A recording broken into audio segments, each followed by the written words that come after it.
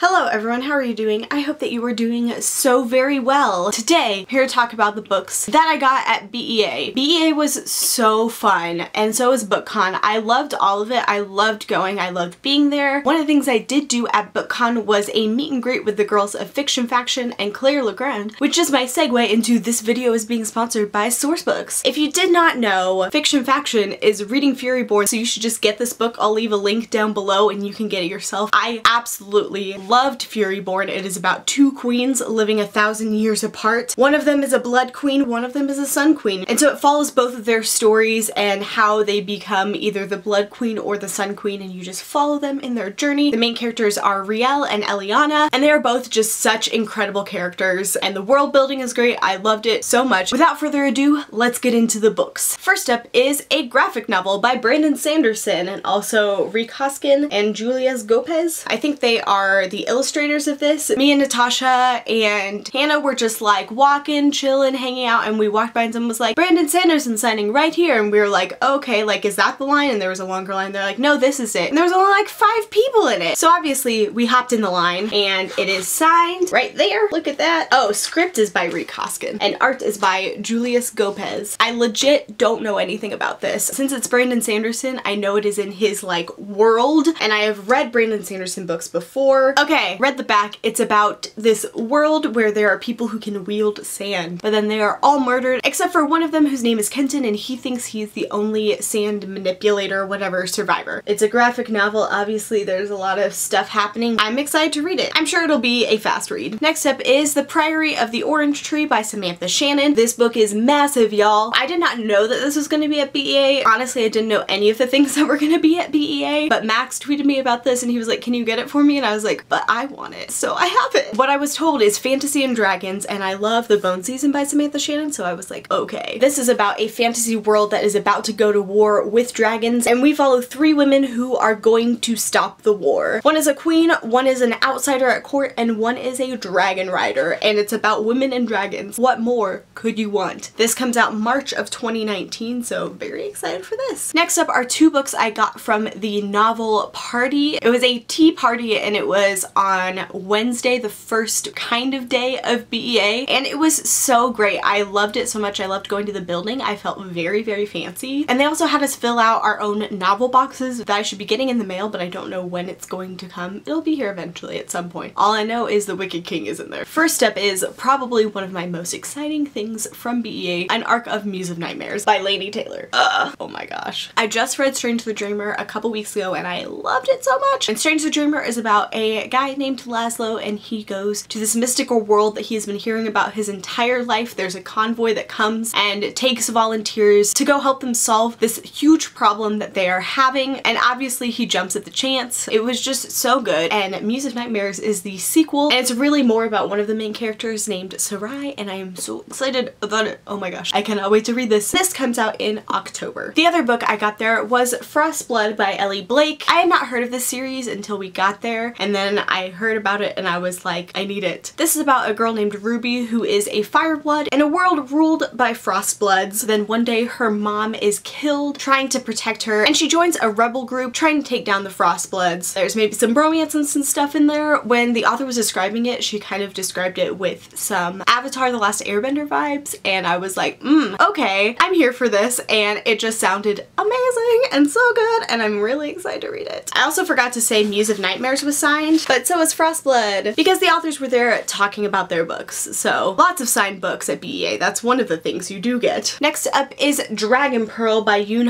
Lee. This is a book coming out in the Rick Riordan Presents, and it's marketed as space opera with elements of Korean mythology, which sounds incredible. This is about a girl named Min, and her family has fox magic, which I'm assuming means that they turn into foxes. But to keep them safe, their mother says that they cannot use any of their fox magic at all. They have to stay human at all times, but she is just feeling trapped by that. Then it's reported back that her brother, who is at war, deserted his post, and she's like, there's no way he would do that. So she runs away to go figure out what happened to him and has some adventures along the way, and I'm so excited. I love this imprint of Disney Hyperion and that there are so many amazing books coming coming out of it. And this comes out in January of next year. Next up, I have The Last Life of Prince Alastor. This is the sequel to The Dreadful Tale of Prosper Redding. They're both by Alexandra Bracken, it says right there. I have not read Prosper Redding yet, but I'm actually planning on starting it very soon. But Prosper Redding is about a guy named Prosper, and he is the only just normal one in his family, the only one who hasn't had a lot of things happen to him. But then he finds out he's playing host to a demon because of a contract his great-great-great-grandfather, I might have missed a great in there, broke way back when, so he has this demon named Alastor inside of him, and he only has a couple days to break the curse and to summon him back to the demon realm. It's a fun middle grade adventure with a little bit of darkness in it. I've heard a lot of really good things, so I got in line. Also because my friends were in line, so I was like, okay. And it was a signing line, so it's signed. You can't really see it very well, but it's signed. Yay! This comes out in February of next year. Next up is The Girl King by Mimi Yu. This was another book that I just kind of picked up not knowing a lot about it, and then I read the description and I was like, hold up. This is about two sisters, Lu and Min, and Lu is the eldest sister, so they know that she has claim to the throne, but then their dad surprises them and names their male cousin heir to the throne instead of either of them. So Lu makes an unlikely alliance with somebody that you would never expect, and Min starts having this power awaken in her, which means that she could claim the throne for herself. So it sounds like there's a lot of things happening, a lot of people fighting and vying for the throne. It just sounds like an amazing fantasy, and I'm very excited about it. This comes out in January of next year. Next up is Pride by E.B. Zaboy, and this is one that I heard about on Twitter, and I was like, I need that immediately. Essentially, this is a retelling of Pride and Prejudice in a gentrified Brooklyn neighborhood. Pride and Prejudice retellings are my jam. I'm just really here for it, okay? The main characters are Zuri and Darius, and I'm just so excited. I'm so excited.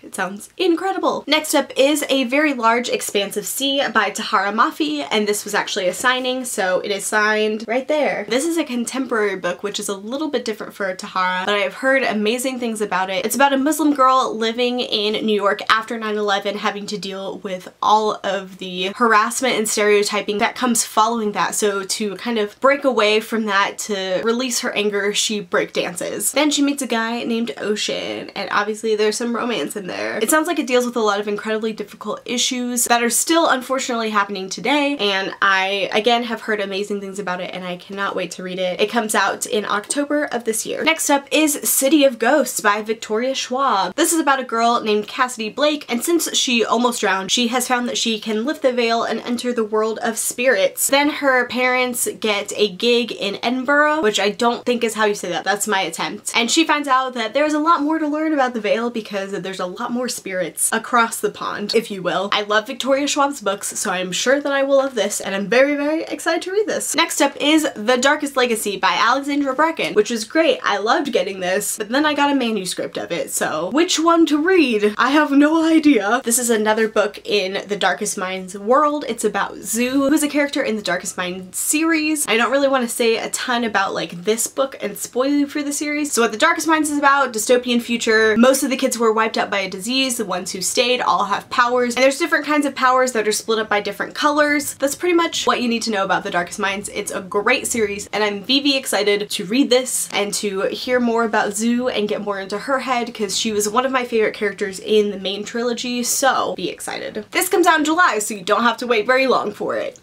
Next up is Part of Your World by Liz Braswell. This is part of a series that Disney is doing called A Twisted Tale, which is basically like, what if the movies ended differently and the villain won? So as you guessed it, this is about Ariel, and it's been 5 years since Ursula defeated her and defeated King Triton, but she hears hints that her father might be alive, so she goes after him to look for him, goes to Prince Eric's kingdom, and she is out to destroy her, to overthrow her, to win what she didn't win 5 years ago. You know I love The Little Mermaid. I saw this and I was like, yes, I need it. I also want to read the other Twisted Tales, but that's another story for another day. This comes out in August. Next up is What If It's Us by Becky Albertalli and Adam Silvera. This I also got at a signing. Signing, signatures, stuff. Yeah. Arthur's in New York for the summer, and Ben meets him at the post office carrying a box of his ex-boyfriend's things. It's a contemporary romance written by Becky Albertalli and Adam Silvera, so it's gonna be great. Is it gonna make us cry though, because Adam Silvera? Who knows? Next up are some books I got from Fierce Reads, and I actually gave a couple sell more of them to my sister because I wasn't that interested in them. So only 2 books from that pile that I got from them, but still excited. First up is Unclaimed Baggage by Jen Dahl, and this is about 3 characters named Nell, Doris, and Grant, all working at a store called Unclaimed Baggage, a lost luggage shop where all lost luggage finds its home. It's about friendship, it's about love. It just sounds like a cute contemporary, so I was like, obviously I'm gonna keep it. And this comes out in September. Next up is Bianca and Roja by Mclamore, who I actually met at the Fierce Reads party, and she was great. This is about 2 sisters who know that there is a curse tying them to this group of swans, and someday they will have to fight each other and be pulled into this game where one of them will remain a swan and one of them will become a girl. Lots of magic stuffs, which Mclamore is really great at. Then they meet these 2 boys and they kind of get pulled into the game as well, so gonna figure out what happens to them. Do they win? Do they both survive? Does one of them turn into a swan? I don't know, but we'll find out. This comes out in October of this year. And that's it. Those are all the books that I got at BEA and BookCon. I also have a lot of other books to haul that are over here that I am just sitting on for the moment. Sorry that you're not gonna see them right now. My hauls are just gonna be way out of order. It's gonna be fine. It's still eating me alive inside a little bit. It's fine. Let me know down below if you're excited for any of these books or what book you have bought most recently. Thank you so much for watching this video, and I'll see you next time. Bye.